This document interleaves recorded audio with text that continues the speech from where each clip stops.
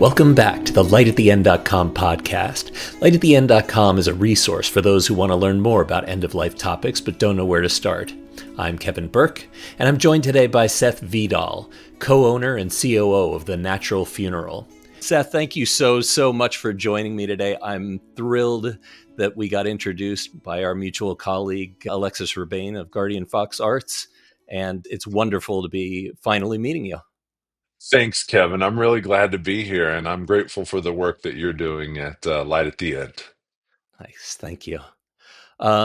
So I've had a couple of conversations with people, including Alexis and Emily Miller, talking about green burial and eco-friendly alternatives. And because I don't want this discussion to be totally duplicative of those, I'll probably dig deeper on some of the topics that we previously discovered. But that said, I know that you will have a different perspective and I would love to hear it. So if there's anything that I ask where you feel like backing up the bus and starting a little bit earlier, I welcome you to do it. Sounds great, Um, Kevin.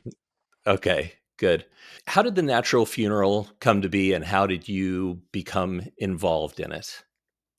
Yeah, well, that's kind of a long story that really led up to how I got curious about working with folks around the end of life transition.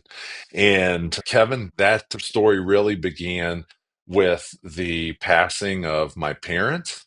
But maybe even before that, when I was 10 years old, I found myself being raised, myself and a younger brother, by our single mother. And at 10 years old, my mom fell in love with a new man, and he eventually became my stepfather.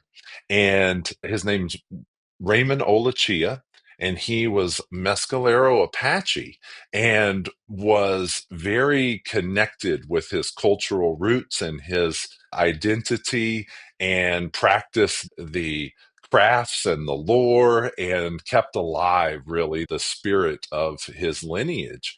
And he taught that to his kids. And I was fortunate at 10 years old. I felt really like I'd won the lottery Mm. from this mentality of sort of scarcity and lacking a father figure to having someone that I really looked up to in the way that he related to nature and to other human beings. And he really set me off on a path of scouting and camping and being outdoors and appreciating our connectedness with other living beings. And that was at 10 years old. And so I got to grow up in his care, and our family got bigger. And my parents had a child together, and they adopted several children, and they fostered several Hmm. children. And we had a great, big, beautiful family. And I would eventually grow up and move away. And there was a point where my father was growing older, and I got a call one day from my mother that my dad just hadn't woken up that day. And we were sad, but he'd had a decline over several years physically. And maybe another story for another time. 2 weeks prior to his passing, he and I got to take a big road trip, and we went to some sacred spiritual places around the country. We found ourselves at the Battle of Little Bighorn, and we found ourselves at the Custer Monument in the Black Hills of South Dakota. Hmm. And we had this really blessed time together, not knowing that it would be our last time spent together. And that preceded my mom's phone call saying dad had died by about 2 weeks.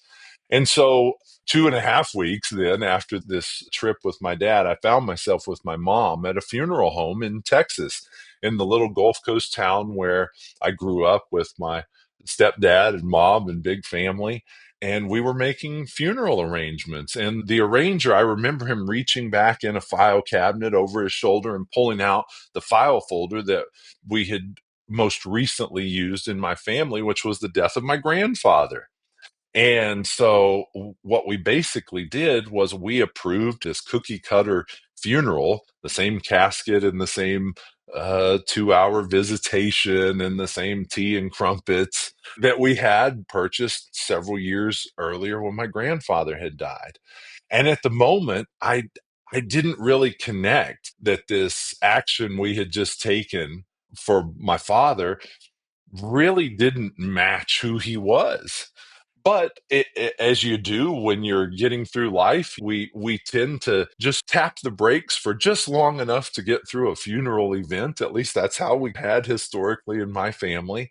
And everybody does the best they can, and you come together and you console and you share memories and you eat some casserole and we tell some stories, and then everybody is back to the business of living.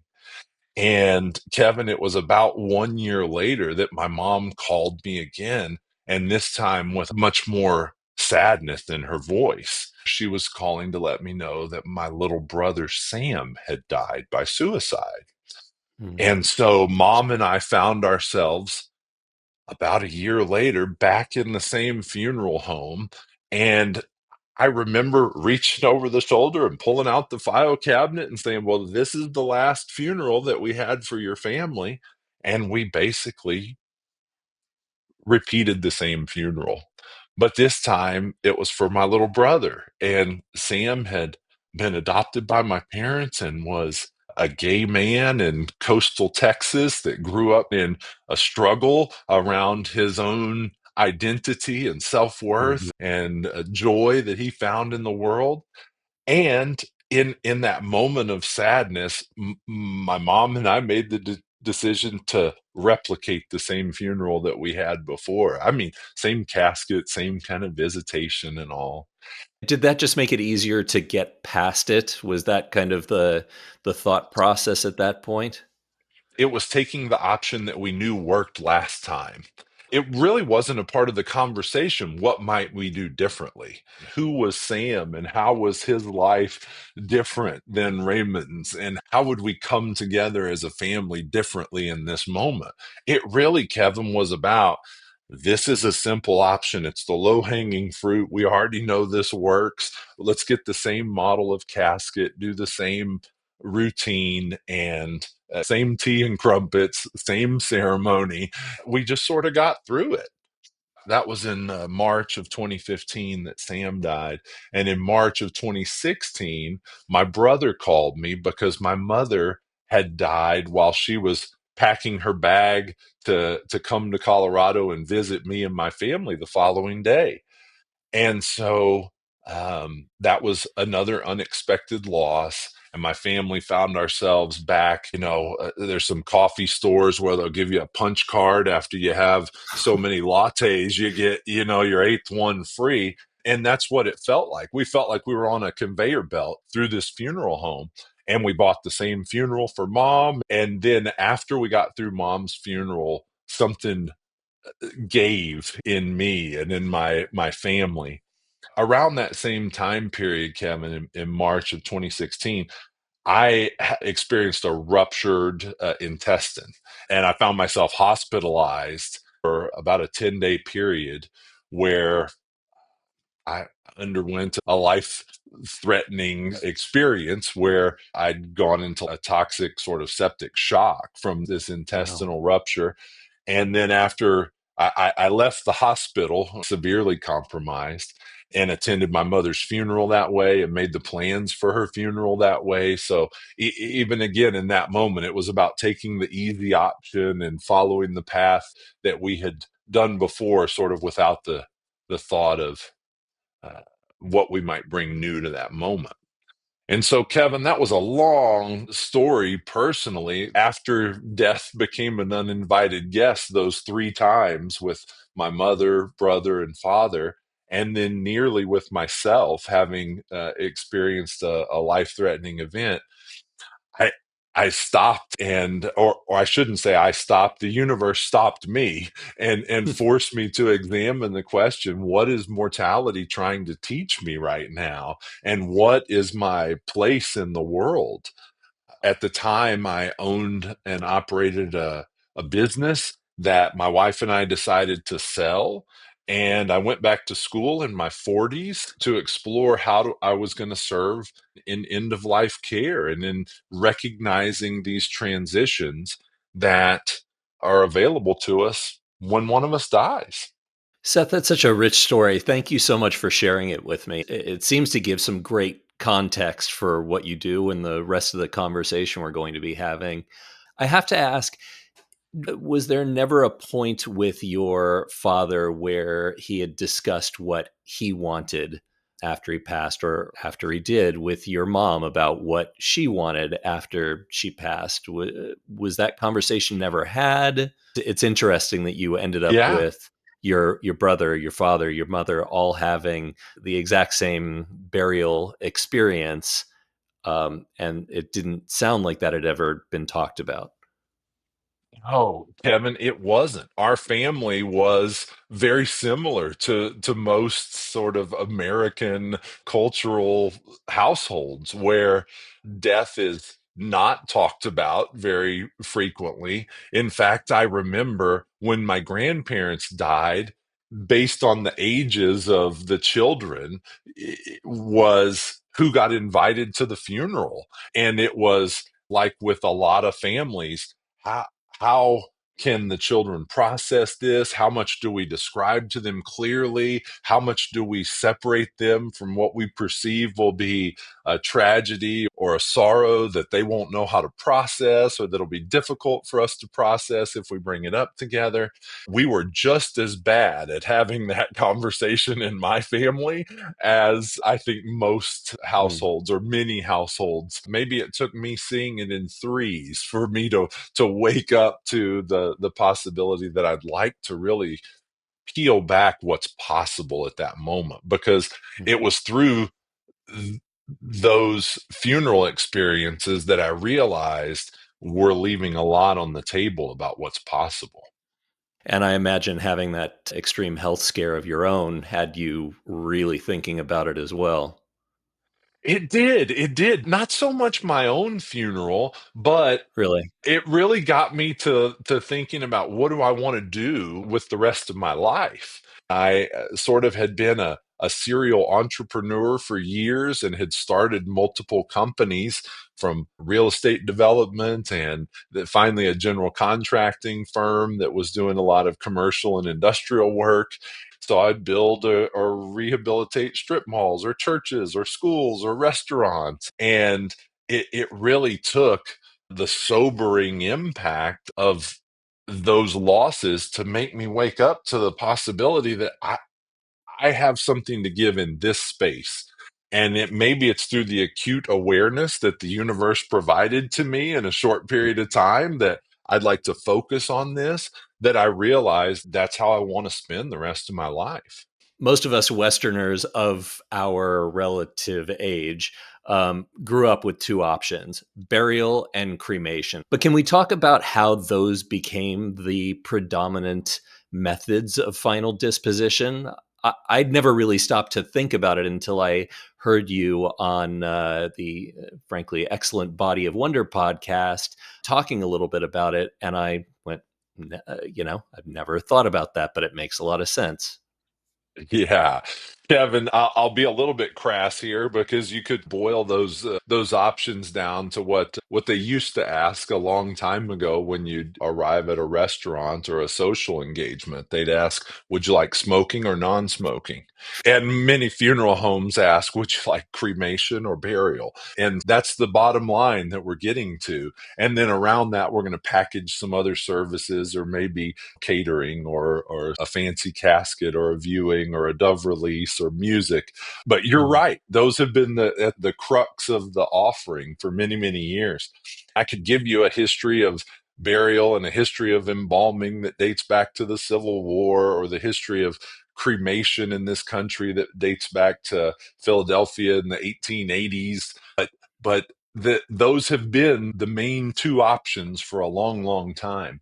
And Kevin, I think it's the way that funerals came into my uh, consciousness and my needing to act on as an adult, where I became a decision maker in the funeral process. And I found myself ill equipped to challenge the status quo or to really be creative or innovative in what I might be a thoughtful funeral consideration for my folks that were experiencing those losses. And I defaulted to what is the easiest path forward. And some ideas, Kevin, that have come forth in the past several years into the mainstream funeral consciousness are concepts like water cremation, which is also called alkaline hydrolysis. There's another process called terramation, which is scientifically referred to as natural organic reduction or body composting. Um, there are some other really radical concepts, even that are being explored that aren't at the proof phase, that are being explored internationally, that may be outside the scope of our conversation today, but to just bring into maybe to broaden the lanes of what people are thinking about. It's not just cremation or burial or smoking or non-smoking. Now Hmm. we have folks who've come to us who've said, I'd like to be cremated because I don't believe in taking up ground forever. In fact, I'm not going to die in the town I was born, and my children don't live in the town where I'm going to die. And the idea of a permanent memorialization in a geography that doesn't have a long generational lineage with my family doesn't make any sense. And furthermore, I composted my table scraps. I have solar panels on my house. I drive a hybrid car. I xeriscape my yard. I don't want to be put in the ground and have the grass be watered and mowed for perpetuity for nobody to come and visit.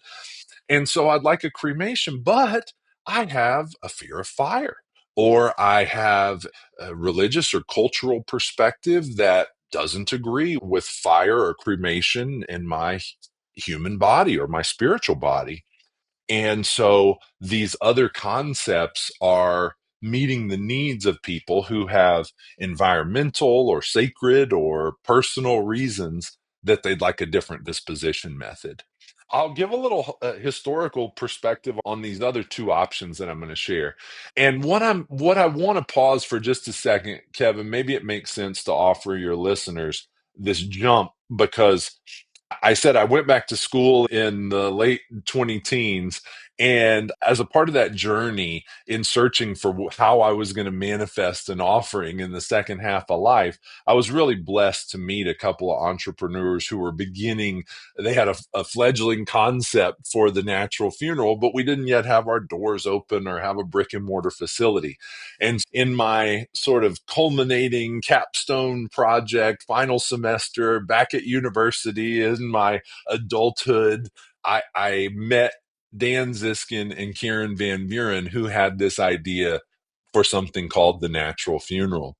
And it was going to be in Boulder County, but again, we didn't have the spot yet, and we opened in March of 2019. And I opened with them as an intern, and we since developed our friendship into a business partnership. And now I get to operate the natural funeral every day. We began in Boulder County, and we've since opened an additional funeral home about 40 miles to the north in another county and a care center down in the Denver metro area. But that all is important to know as we tie into water cremation and terramation, because it was sitting down with hundreds of families with radical curiosity, knowing that they had just had their moment, like I had when my mom called and said dad had died, or when my mom called and said that Sam had died, or when my brother called and told me that mom had died.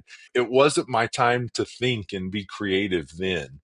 My time to be creative about what can happen in the funeral industry and what shifts are available to us happened like one cup of tea after the next, as I would sit down with families in our parlor at the Natural Funeral in Lafayette, Colorado. We pour tea here in the china that was my grandmother's wedding set, that when she Mm. died became my mother's, that's now become mine. And as I slide the cup of tea to this family and I ask them, what would it mean for us to create something that really honored the values of your person, your husband, your child, your parent? I listened to that question with really a built in curiosity that wants to understand, how can I advocate for this family in a way they may not even know is possible? And how can I listen between their descriptions of their person to offer them the simplest access to a funeral that will meet their needs, but maybe do that in a way that's going to plant a seed of creativity in them to honor their person in a way they didn't know possible. Yeah. So, time after time, people would come and they would describe to me a life of environmental activism, or they count their footprint with each step that they take and their impact to the planet. And then they'd say, in light of that, I know I don't want to take up ground forever, or I don't want toxins pumped into my body that may affect a water supply. I don't want a Sure. fancy hardwood on my casket. I don't want a marble headstone imported from somewhere. And in fact, when I think about being cremated, I don't want to go out a smokestack and be pollution in the neighborhood. What else have you got for me? Have you got Hmm. anything that matches who I am? And so one day, a person approached us and said, "Have you guys heard of water cremation?" I hadn't. And she said, "I just moved from Florida a few months ago. And when my dog passed away, my veterinarian said, do I want to have my pet cremated?" And of course I did, because I love my pet. And so then the veterinarian said, would you prefer a flame cremation or a water cremation? I said, I'd never heard of that before. So after the vet told me about this, I said, oh, I want that. It sounds gentler and better for the earth. And I still get back my urn with some remains to scatter. And so this person said it was so meaningful. Why can't we offer that to people?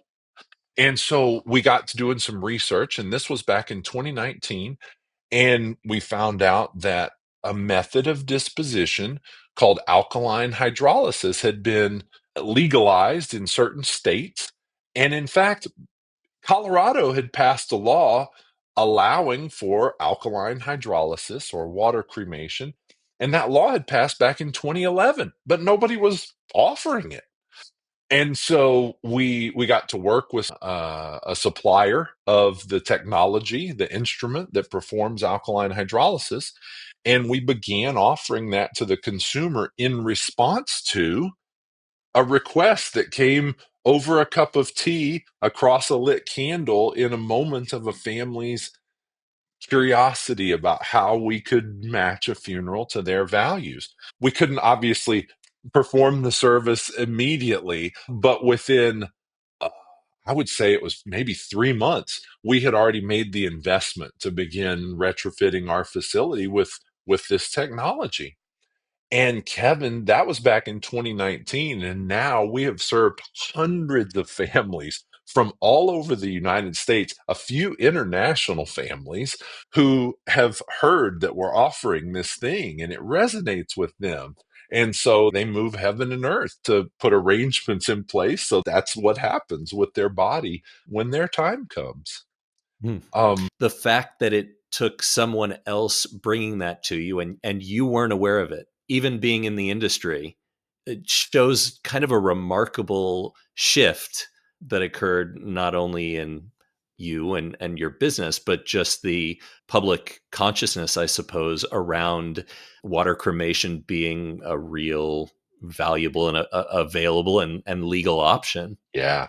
There really has been an enormous shift in the consumer, Kevin. I'm lucky because I got to funeral service wanting to put myself out there to advocate for the consumer's needs, wants, shifts in an industry, but I had no idea what those needs and shifts would be. And to some extent, it began with, what can we do in the ritual space? What can we do inside of a chapel? How can we allow a family to experience caring for their loved one alongside us?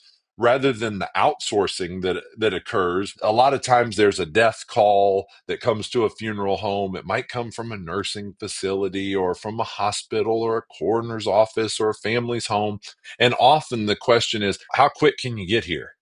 And we found that sometimes families don't just want the body picked up and taken away, and then they don't see it again until burial day. Or or they don't see their loved one again until everybody else does, and there's a visitation and there might be 300 other people, but the parent or the sibling didn't get, that intimate time alone with their person. So our early offerings were really, how can we bring the family in to participate in the care of their person with us, rather than us asking for a picture of mom so we know what side to comb and part her hair on. What if we bring the family together and we say, here's warm water with essential oils in it and combs and brushes. Let's comb mom's hair together. Should we put a braid in her hair a final time?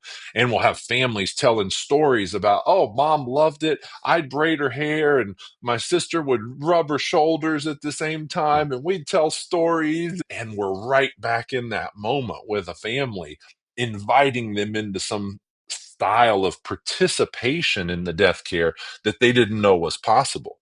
So you're right, Kevin.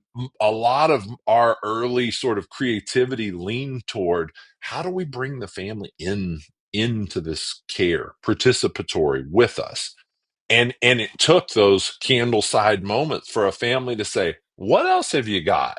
And thank goodness there's a big quadrant in of what I don't know. And Hmm. it was a big section of my intelligence, right? The I don't know what I don't know yet. And there's so much that lives out in that realm that people bring it to us as gifts. And they bring it to us in their time of need. And they say, what would really resonate with me right now is I don't want to participate necessarily.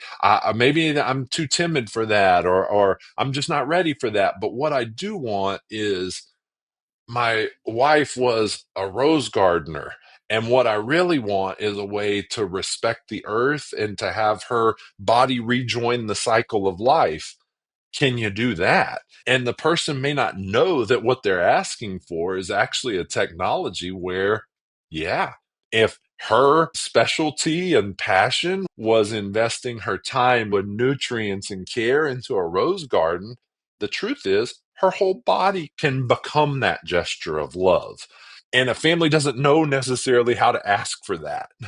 They might come in and they might say, how can I come back as a tree?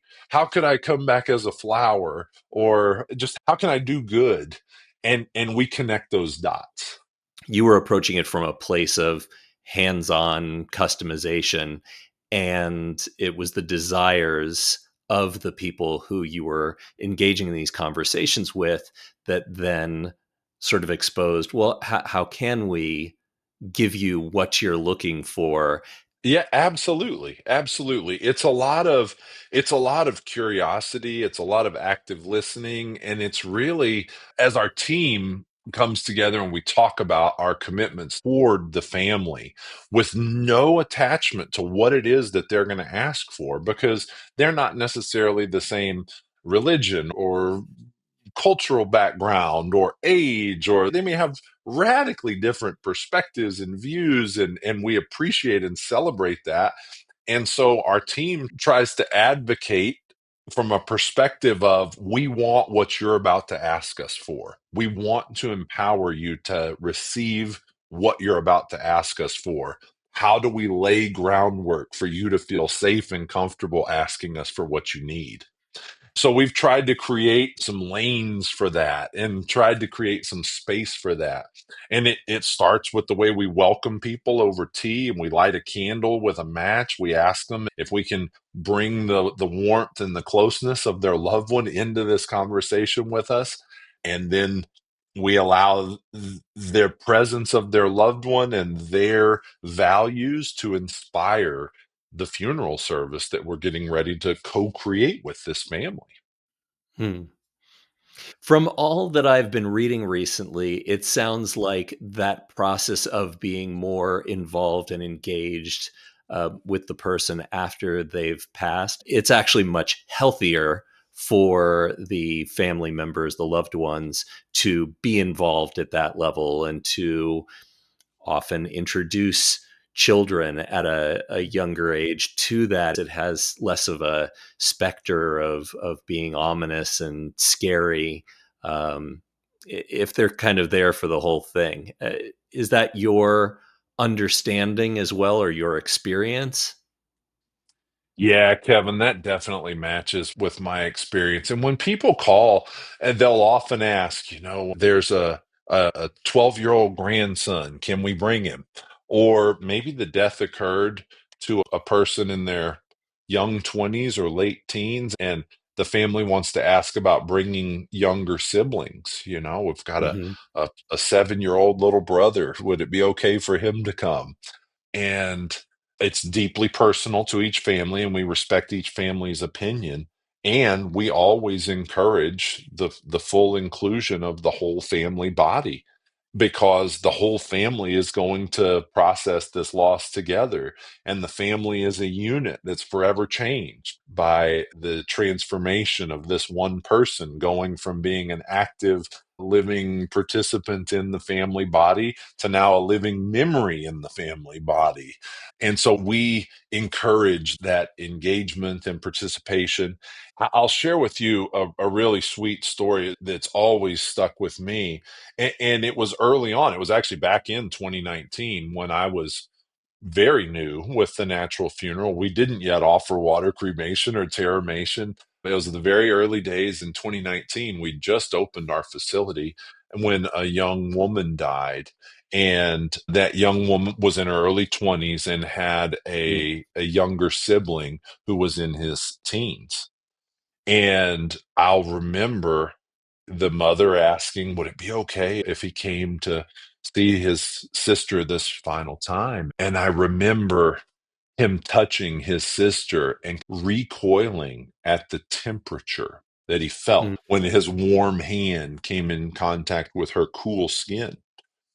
And I remember him saying, recoiling and saying, that's not my sister. That's her body. My sister's not here anymore. And it was the temperature.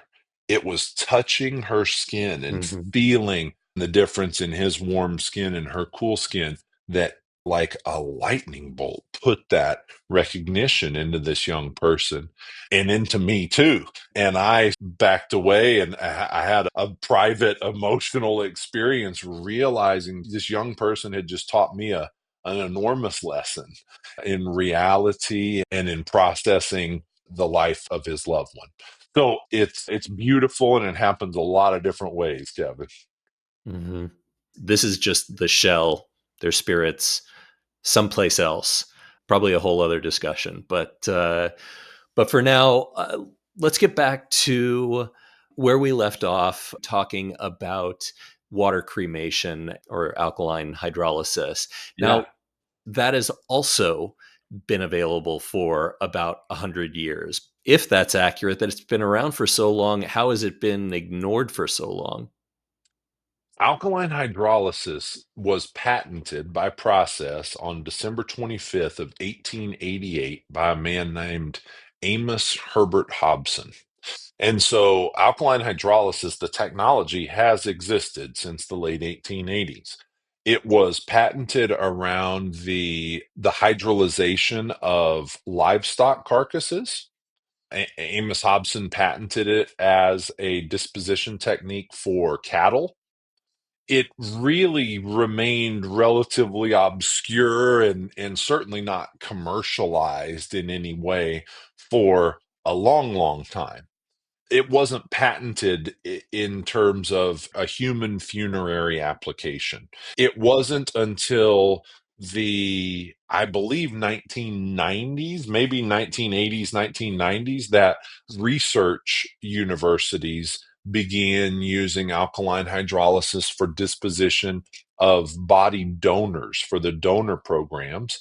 And the first academic implementation that I'm aware of, and I don't consider myself a subject matter expert on alkaline hydrolysis, but I'm doing the best I can to relate to you the historical timeline as I know it.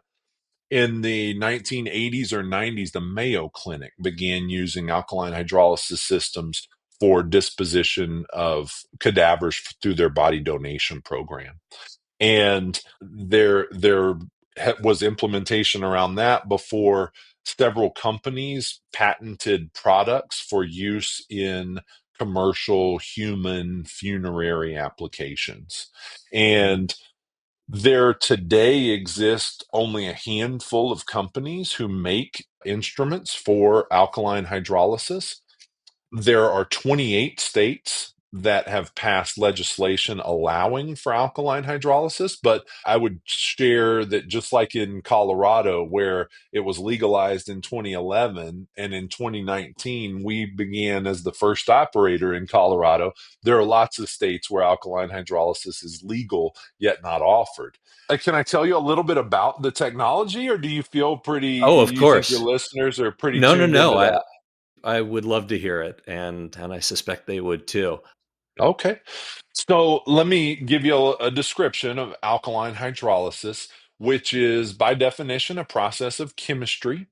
It is where the body is placed in an instrument and surrounded by water and alkaline compounds in order that the soft tissue of the body is removed and converted into liquid form or hydrolyzed. The process in our system takes about 3.5 hours for each decedent. The decedent is placed into a stainless steel vessel that's about the dimensions and shape of a bathtub.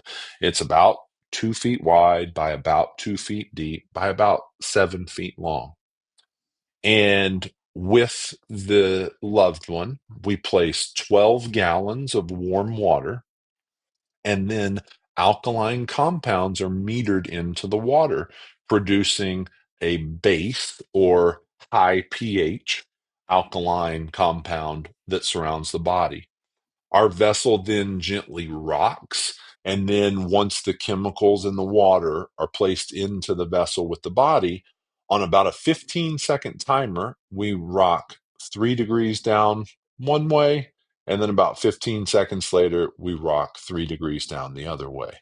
And this process of creating a wave across the body takes place on about a 15-second timer for about the next 3.5 hours.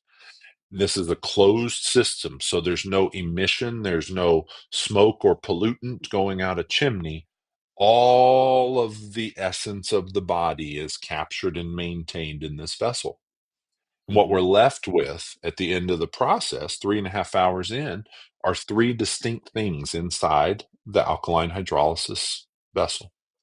One of those things is anything inorganic from the body, a pacemaker or a joint or a hip or a knee, anything that was implanted surgically in the body would survive this process, and we would send that for medical recycling. Hmm. Titanium, silicone, precious metals from teeth, amalgams from cavity repairs, anything that can be medically extracted and recycled is sent back into a circular recycling system. And the other two things are the bone, the skeletal remain of the body, which is the same thing that's in a cremation chamber following a flame cremation. People often think that they receive back the ashes following a flame cremation, when in fact they're receiving back skeletal remains. There aren't really ashes following a flame cremation. It takes place at such a high temperature that the ash is actually re incinerated until it's just smoke. And so the cremated remains, or what we're familiar with receiving in an urn, are skeletal remains.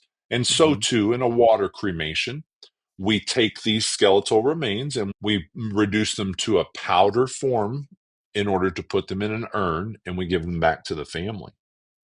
And the third and final thing in the chamber there is the essence of the body itself. The water, the liquid remains from the process. So rather than converting, like I said, to a smoke, our body, which began as 68% water or liquid in our body, is now that elementally in the chamber. And what I mean by elementally is there's nothing scientifically measurable, which could be a pathogen or DNA or a pharmaceutical or anything that is not an element. What's able to be scientifically measured are things like nitrogen and phosphorus and potassium and calcium and magnesium. What cannot be found are things like acetaminophen or Seth or a pathogen of any kind, right? Mm. So we're elementally returned to nature in that way. So the medical equipment is recycled. The skeletal remains are returned to the family in an urn for scattering or burial or memorialization. And the essence of the body is returned to the cycle of life as a nutrient rich biostimulant. Seth, I'm so glad you explained that to me. I was a little unsure about the separation between the skeletal remains and the liquid essentially that was created, the biostimulant, as you say. Can we talk now about the terramation or Yeah, body composting alternative? we can. In fact, Kevin, in this modern moment of early 2025, that is, in fact, my favorite and most passionate topic, Hmm. because I see the needle moving in a big, big way in the funeral industry around terramation. And there's something about the way people connect with this process that water cremation hasn't quite found. I would say even flame cremation hasn't quite found. Terramation has come to the funeral consumer in such a radically well received way that I have great cause for enthusiasm that it actually is going to be the catalyst that affects the biggest change the funeral industry's seen in the last 100 years. So I'm ecstatic to talk about it. So you think that I don't know how many decades from now that'll be the 70%. I think it could be as soon as 30 years from now. Mm. And again, Kevin, we're talking about the shift of a $25 billion a year industry that affects 22,000 funeral homes across the country, serving 3.3 million deaths a year in the United States. And yeah, I'm calling our mark that 30 years from now, Terramation can be uh, the largest market segment in the funeral industry because the consumers that we have walk through the door, whether they are planning ahead for something that is going to occur hopefully a long time in the future and they're healthy today, they Hmm. walk through the door skipping about their enthusiasm for having found this thing that they finally relate to.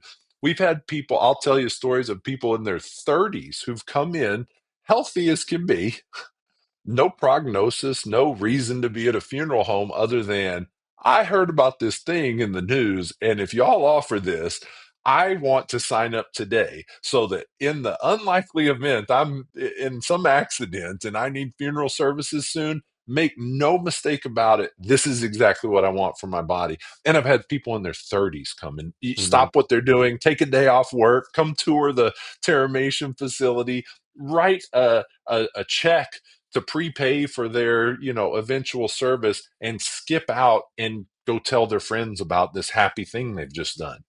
It is allowing people to connect with the reality that we are mortals and we are finite, and that this cycle of life that existed before we who have this name got here will exist Hmm. after we are gone, at least in this iteration.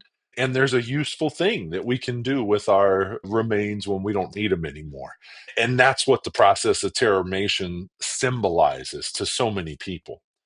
Terramation is both much, much older than water cremation and much, much newer than water cremation. And I'll explain what I mean by both of those things. Terramation is the act of composting. It's the act of returning a living being, plant, vegetable, animal that has lived, grown a body, and died, and in so coming back into contact with the biome that represents Earth's skin or Earth's soil layer, that body becomes digested back into the topsoil of Earth. In a nutshell, that's been happening here for, if the planet's 4.6 billion years, then 800 million years later, when Hmm. single cell organisms and plants began to live and die, they began to compost. Um, Terramation is the idea of an architecture grad student from about 10 or 12 years ago who was named Katrina Spade, and she started in the Washington area with something called the Urban Death Project. And it was a Hmm. concept for composting human remains in an urban center where we might be land constrained for cemeteries, or we might somehow in a concrete jungle in an urban empire recognize that we didn't come from this concrete and that our body can become earth again or become living again when we're done with it. This concept of research began 10 or 12 years ago about how do we take this most natural thing that occurs for all living things in the world and make it reverent and sacred and contained and dignified in a way that we can bring that, call it biotechnology, into the funeral consumer experience and relationship with death. And so the Urban Death Project evolved into Katrina's company called Recompose, which is now one of Hmm. four operators in the United States who offer a service called natural organic reduction. And natural organic reduction was first legalized so that composting, the science of composting, could legally intersect with the industry of human being dispositions. So that began in Washington state about 2019. And now 12 states have laws that allow for natural organic reduction.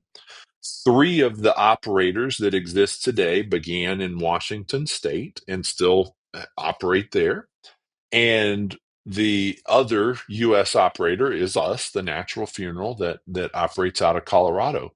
We began Terramation in our purpose-built chrysalis vessels back in September of 2021. And natural organic reduction, whether we're doing it or another operator is doing it, is basically the placement of one human body in a sealed and controlled vessel where the body is surrounded with organic materials. Some people use sawdust, some people use wood chips, some people use different things. We use mainly wood chip, straw, alfalfa, and we use a biodynamic tea that has blends of certain bacteria and fungi that are accelerants in the safe, effective, and rapid decomposition of a human body. And so the wood chip, straw, alfalfa, the tea, and the body in our vessels, our chrysalis vessels, are oxygenated so that we promote the aerobic living, breathing bacteria. We control the temperature of the vessel because there are certain ranges where we need to heat the vessel enough that it destroys pathogens that could be with the body to make this process safe and hygienic. Hmm. And we control that temperature range because different bacteria thrive and decompose at their best rates in certain temperature windows. And we inoculate this with this proprietary tea along the way so that we keep our biologic counts exactly where we want them to be at different points in the process. And we rotate the vessel periodically, and that rotation allows the bacteria and fungi that don't otherwise have mobility. We aid them in their mobility, and we also oxygenate and control temperature through rotation. It's a very precise instrument for performing nature's very oldest task Hmm. of Sounds like it. reuniting living beings with her body. Yeah. At the end of our process, we create around 400 pounds of what we call regenerative living soil, which is to say, the organic return of your stardust to the cycle of life. We give it to families in containers that they can carry. or we make donations to land stewards on behalf of families who wish for us to donate it. Now, is that the same whether you're talking about the nutrient rich liquid from alkaline hydrolysis and the organic material that comes from body composting? Are both of those able to be used to then enrich soil? Yes, to answer your question, Kevin, both the end product from Terramation and the end result from water cremation are sterile, nutrient-rich outputs that we can return to the cycle of life. At water cremation, at the conclusion of that, the output is a sterile, nutrient-rich liquid, which if you've got any gardeners in your listening audience, they would know that the macronutrients are what we typically would advertise when we're talking about fertilization. And the output from a water cremation is typically a 139 NPK. Um, and there are other trace elements that are micronutrients that are very valuable, but we contribute to the growth of things with the nutrients that we built our bodies out of. And the output from Terramation looks like soil. And I will happily share some photos, Kevin, for you to be able to demonstrate this and share with your audience. Excellent. Thank you. One of the things that I noticed on your website, and I've seen it on other sites, and this I think goes back more to flame cremation as an alternative, is memorial stones or parting stones. And I'd like to understand that more because I don't completely. It seems to me to be a very attractive alternative, but I just don't know. So maybe you can inform Yeah. me. Oh, yeah. Kevin, people have really connected well with solidified remains. And there's a company that we work closely with called Parting Stone, which Hmm. is expert at that. And what they do is it's an age-old dilemma about what am I going to do with these ashes or what do I do with the urn? In fact, 26% of US households have urns in them. A lot of them are like up on the top shelf in the closet way at the back in a cardboard box with blankets stacked on them, or in an attic that somebody's going to inherit someday, the cremated Hmm. remains of aunt somebody. and And the rest um are on the it, mantle. yeah, yeah, but it's kind of a dilemma. Or even, okay, if we're going to go scatter these, where do we do that? And where are we allowed to? And, stand upwind, not downwind. And there's handling concerns, if you will. And Parting Stones has really gone a long way to demystify that and, in fact, make handling of cremated remains quite enjoyable, quite tactile, and even soothing. Parting Stone or solidified remains takes the ashes or the cremated remains and uses a ceramic adhesive to create a stone from them. And then there's like a firing process, like you would creating glass or clay or pottery. And I'm not at all an expert at any of that. But the makeup of a parting stone is actually 98% cremated remains and 2% ceramic adhesive. And so, environmentally speaking, there's not anything grossly negatively environmentally impactful that I can think of about this. The process is pretty contained. It's a pretty small scale amount that we're talking about firing here. So the process takes the cremated remains from a flame cremation, a water cremation, or even a terramation, and takes the skeletal remains and creates those into stones. With Terramation, I want to share with you that we're working in partnership with a family who has allowed us to work with parting stones. At the midway point in a Terramation process, there is a reduction of the bones that occurs. I shared with you that the body is placed in the vessel surrounded with the wood chips, the straw, and the alfalfa and the tea. And then our process is about a 60-day process for that full composting or terramation to occur. And at the midway of that, about 30 days in, we sift through the material and we collect the bones, but we reduce the bone to a powder form to put it back in the soil so that it is biologically available to the microbes. And at that stage, we're currently conducting a trial that we're doing in concert with this family who requested it and Parting Stone to solidify terramated skeletal remains. And so it is a very important process. It's very significant to families. I've heard of children carrying a stone of a parent. It generally makes 60 to 80 stones, and they'll pick up a stone every day and put it in a stone in their pocket of a parent and go to school and then come home at the end of the day and put the stone back in a loving spot. So Mhm. they do help people process. It's just another new alternative. You mentioned that there's just a lot of innovative stuff that may not be ready for prime time that you've been hearing about. Are there any of those that are interesting that people should really be considering?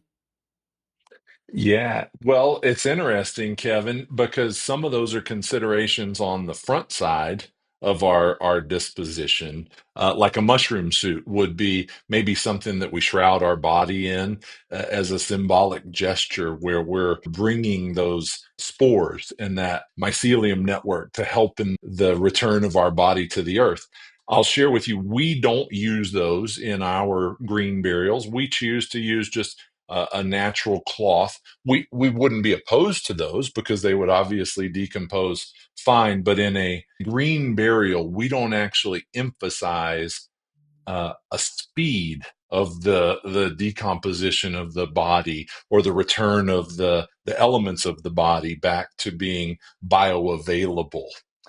We honor the natural aspects of that process, and because the body is going to remain in situ permanently, there's not really a need to accelerate that. It's always going to be in that location. I will share with you that as a part of our terramation process, we do inoculate the vessel with fungal spores. So I'm a big believer in their place as helping with decay in the cycle of life. But from a product perspective, we don't kind of sell or encourage the need for that. We kind of look at them as like the big foam finger at the sporting event where you might feel good about your gesture of support, but in Mhm. reality you're not impacting the outcome of the game.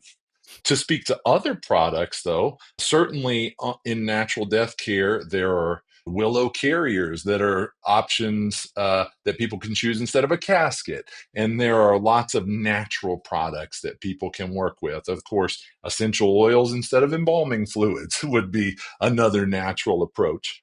And then things do get interesting on the other side of death care, going back to parting stones where people take the cremated remains, the remains that they get back, and memorialize those in something that they're going to interact with in their coming days. And I think your audience might agree, interacting with ash cremated remains is tricky, but 26% of households have cremated remains in them. And so it's a common consideration. Parting stones have been a cool introduction on the scene because people put them in their pockets and do all kinds of things, as we talked about. But other options are diamonds, where actually cremated remains can be compressed and put into a diamond form. And there's a partner of all ours called Eterniva that offers that service.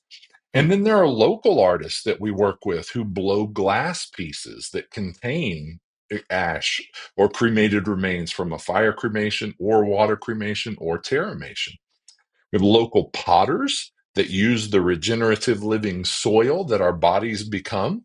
And so some families might return some of that soil to nature, and some might use some of that earth to actually create a vessel that their family's going to use that's made from their body. And then maybe the last piece I'd love to share about, there's a local Boulder artist that we work with who does oil painting, and she embeds cremated remains in the oil paint and then creates an inspired image. And she'll co-create those with the family so that the family has input and really the life of the person being included in the painting has input. And that artist's name is Ali Suter, and just does beautiful work. But yeah, those are some things, Kevin, that people choose to do. Thank you for explaining that. I mean, it makes the decision even harder because some of these are such appealing things to do and to think about doing them personally or for your loved ones. At some point, you've got to make a choice, but it's amazing that there are so many artisans who are doing such creative, amazing things that can really speak to people about how they want to remember or keep their loved ones around. It really is special, and it's really independent to each of us, right? And it's kind of cool that to some people a jewelry piece might be the most fitting way to keep their loved one close. And we have one family that had a set of coffee mugs made from the earthenware from the body of their person. They were fired and glazed, and they're beautiful. And every morning, this wife drinks coffee with her husband. That is so cool. Oh my gosh, amazing. You also, through thenaturalfuneral.com, work with death doulas, death midwives to help people on either end of losing people's loved ones, right? We do. It's important to us. One of our founding principles is a united community and empowering families to look at the end of life or a funeral service or this season holistically and find a way to curate services aligned with people's values. And so death doulas are something that are very supportive in that as people are maybe have received a prognosis or they're coming to terms with a terminal illness, sometimes sudden, sometimes gradually, but doulas help in, of course, a non-medical, more emotional, spiritual, family unit support way. And so we absolutely advocate for the inclusion of a doula in a family's end of life process, if that's within their reach. But holistically, we have grief counselors that we work really closely with. We have a non-denominational chaplain who is a part of our staff, and we offer support services before, during, and after the funeral with a family. And our goal there is not to be a long-term resource, but more of an acute connector that's Hmm. dealing with this moment of grief and then helping that family find the right connections for ongoing therapy, which may help in their grief process. It's really just been responding to the questions from the family. And when we get enough requests for, maybe a grief group following the loss of a child, we assemble one and we bring in a resource that can connect our community. So I'll humbly give thanks to the people who come and are brave enough to ask for what they need. Yeah. We talked a lot about human composting, Terramation. I wanted to understand a little bit more because it seems like right now, human composting is legal in 12 states. It's Mhm. Arizona, California, Colorado, Delaware, Maine, Maryland, Minnesota, Nevada, New York, Oregon, and Vermont. And then it's been introduced in 13 others. I think one of the things, Seth, that I'm trying to get at is anybody who's watching or listening and interested in these things, they may not know whether or not they're available to figure out whether or not what they want is something that is one offered in their state, or two, whether it is legal to come to you from out of state and there's a way to bring back those remains Perfect. over state lines. Thanks for helping hone that question. So, as you mentioned, Terramation's legal in 12 states, but there are actually operators performing the function in 3 states. Hmm. So, Washington, Colorado, and Nevada, and specifically the Seattle metro area, the Denver metro area, and the Las Vegas metro areas all have Terramation operators. And they range in capacity from 20 or so vessels in a metro to 150 or so vessels in a metro from multiple providers. But those are currently really the only places that people can access Terramation. What I'll share with you is that some of the providers of natural organic reduction would suggest that a family would fly their loved one to them for the terramation process, and then the family could receive back all or a token of the soil. And we've sort of taken a counter perspective to that, where we're trying to empower funeral homes and cemeteries and crematories to provide this. And so, what that's going to lead to is a, a growing set of providers. And Kevin, I'll share with you, we're already building out a network that's going to be deployed in April in Arizona in the Phoenix market space. And we're in an early design on a Minneapolis St. Paul deployment that'll be a large support for Terramation in that geo. And then there are a couple of other, one in the Northeast and one in the Pacific Northwest, where we're working for other operators to open facilities. It would be naive of us to think that there aren't other innovators who are concurrently working on plans to open new facilities. So some of it is a matter of the technology getting to the state where legislation has passed. Some of it is waiting for regulations to be written once legislation is passed. California is a good example there, where terramation or natural organic reduction became legislatively available in 2022. And the regulators said, wait a second, we'll have the regulations ready on January 1st of 2027, giving themselves a 5-year window from the passage of the law until the implementation of the first provider. But we've already been in conversations with California Department of Public Health about systems that will be installed and deployed early in 2027. So what we're seeing is 13 states, as you mentioned, that have proposed legislation and will be considered sometime in this legislative session. And some of those will pass, and some of them will punt to next year, and more states will introduce along the way. But the trend line that we're seeing shows that 4 states passed new legislation last year, and likely 6 or 8 will pass new legislation this year, and likely 8 or 12 will pass new legislation next year. And so the up and to the right ramp on this is really significant. And it's a technology that was illegal everywhere in the country 5 years ago. And so that really is a quick adoption, if you will, in an ancient industry. Yeah, it seems And like it. yeah, it is. In social media and the interest of the youth and really the impact environmentally that this option makes when compared to other options, it really makes a statement about efficacy of an environmental return of our body. And then I'll shift to water cremation, which it would be important for your viewers.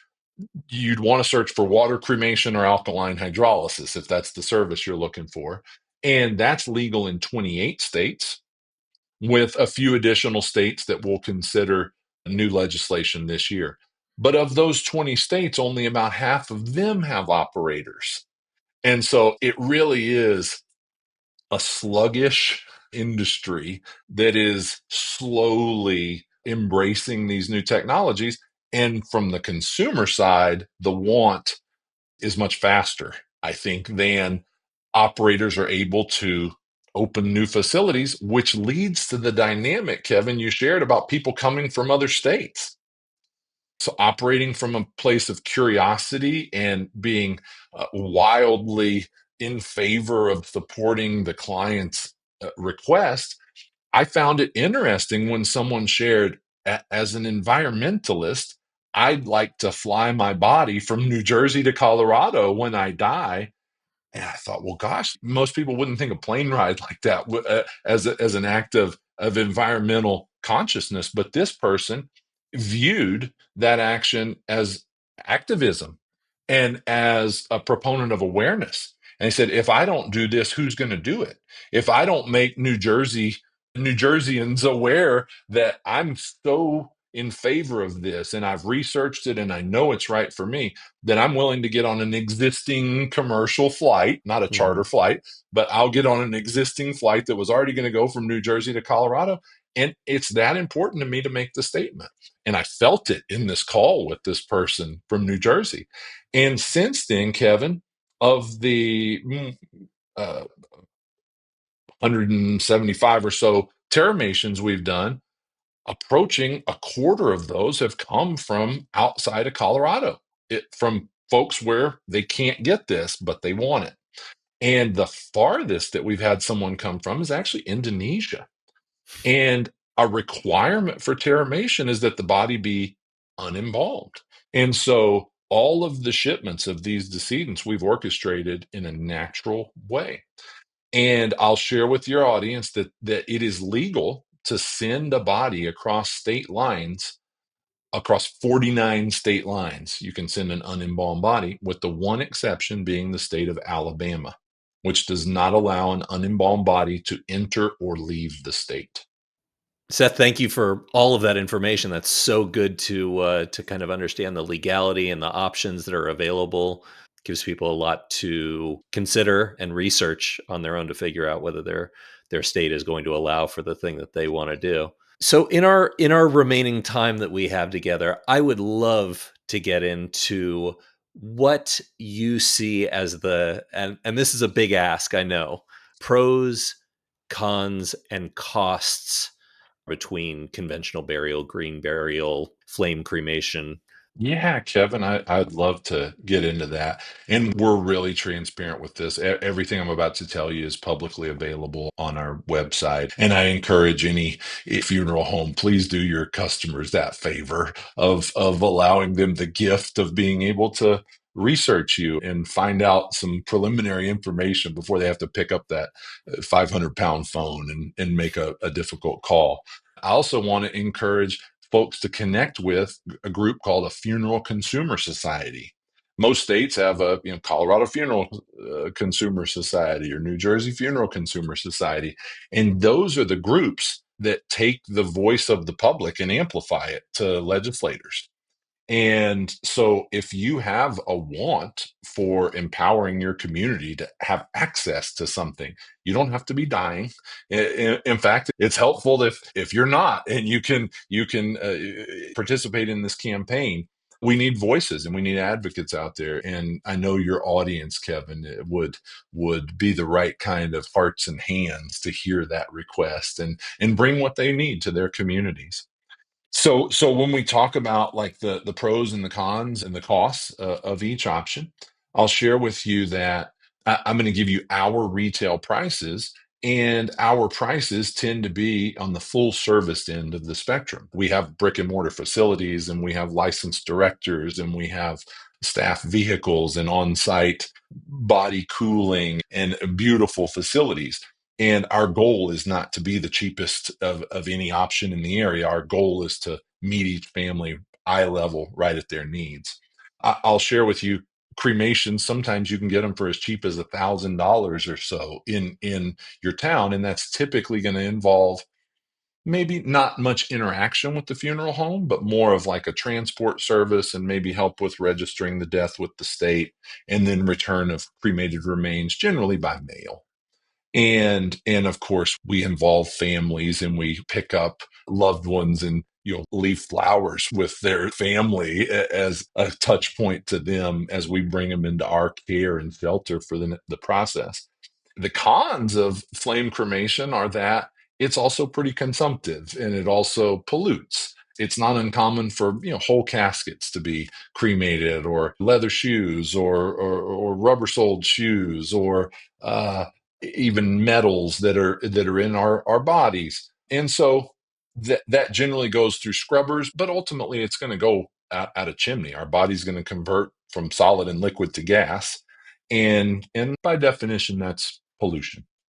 And so that's a con. The pro to flame cremation is it's available almost anywhere. Everybody's heard of it, and it's almost always going to be the lowest cost. Where water cremation in our model is $4,400.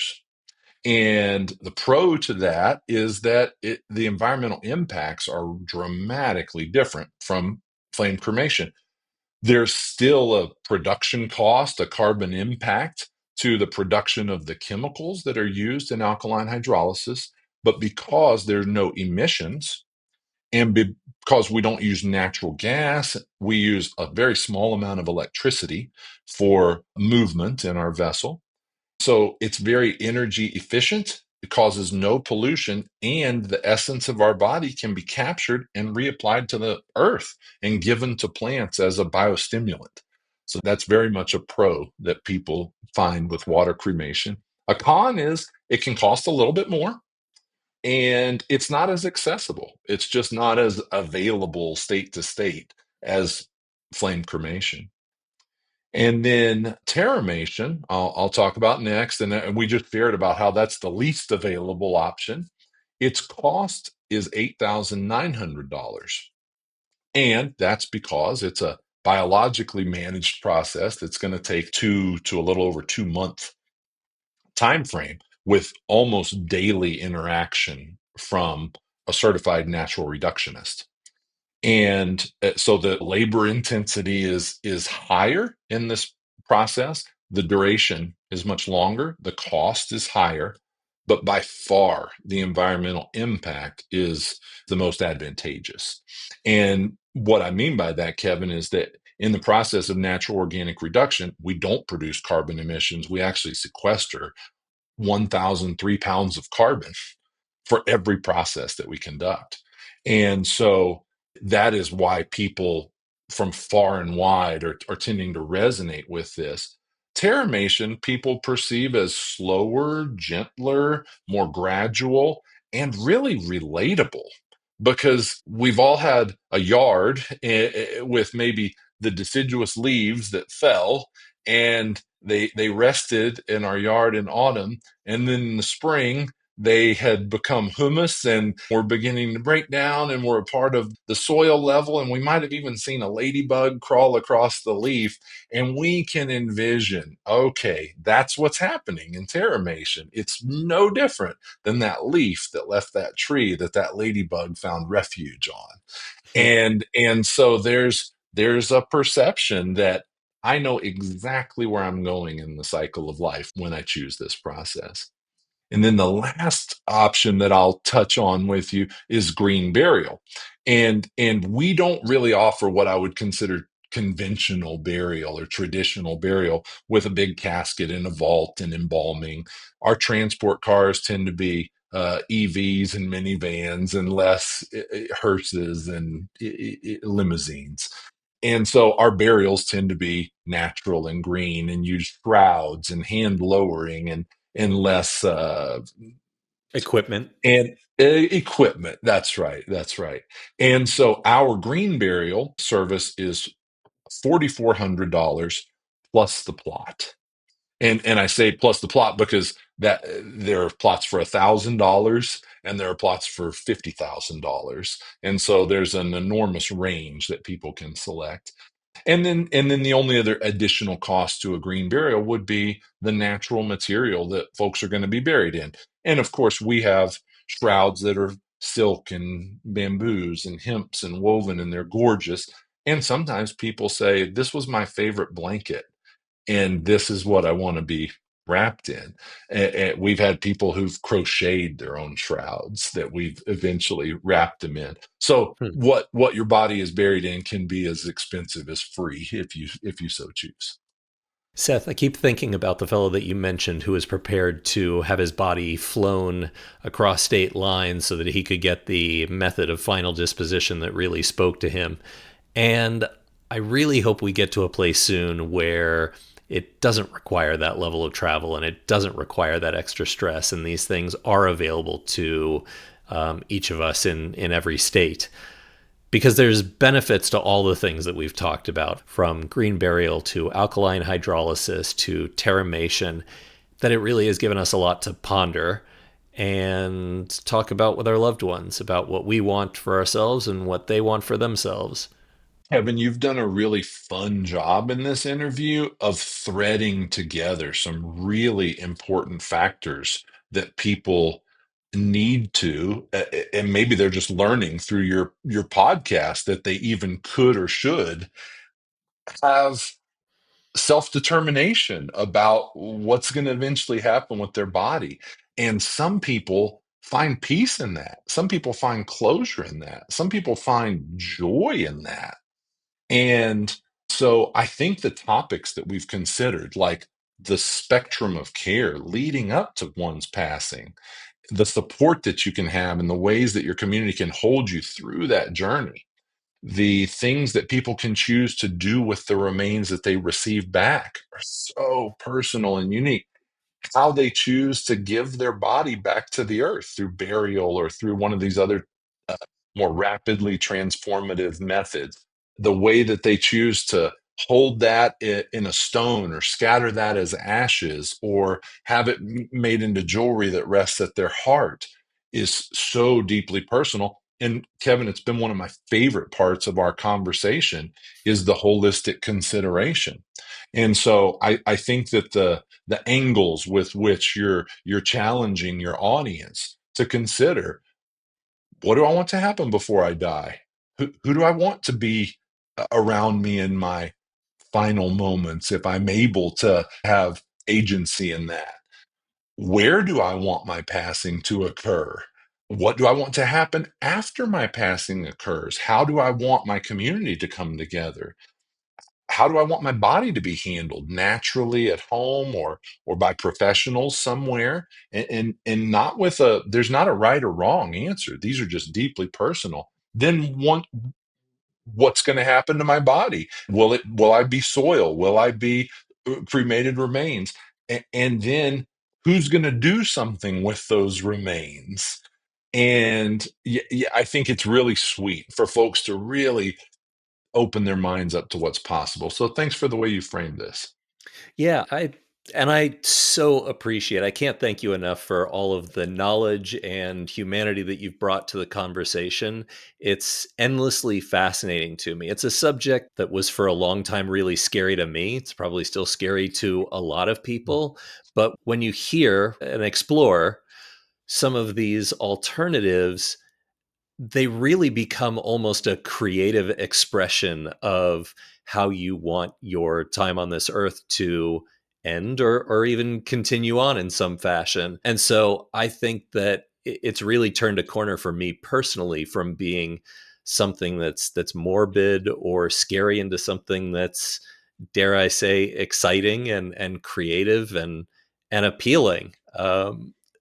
So I know that probably sounds strange, but I would hazard a guess that I'm not the only person who thinks that this stuff is very cool and very progressive. Thanks for that reflection, Kevin. I think you're right that we're at a tipping point right now in our humanity, in the way that we choose to bravely look our mortality in the eye. And I think that there are a wave of educators and doulas and funeral providers and podcast hosts and community that are helping us to bravely collectively look at that light and see what's possible and see how we can make shifts at a personal level in our community and in a global level environmentally. And what a fascinating time this is to be a funeral consumer, to be death positive, to be curious about these things. And so, gosh, Kevin, this has been a blast, and I thank you from the bottom of my heart, and I encourage your audience to keep a song in their heart. Well, I look forward to talking to you in the future, Seth. It's been a wonderful conversation together and a wonderful exploration of important topics. And we've covered a lot. So thank you, thank you, thank you. Thank you, Kevin. That concludes this episode of the lightattheend.com podcast. Before you go, remember to leave a like and subscribe to the channel if you haven't already. To discuss anything we covered or didn't cover on this episode's topic, leave a comment for me or our guest. And if you have an idea for a future podcast episode or someone you'd like to connect us with, please get in touch with us for that as well. For more end-of-life topics, guides, and resources, visit lightattheend.com. And for those who wish to support what we're doing, visit us on Patreon. There will be a link in the show description and on our website. Until next time, take care of yourselves and those around you. Bye for now.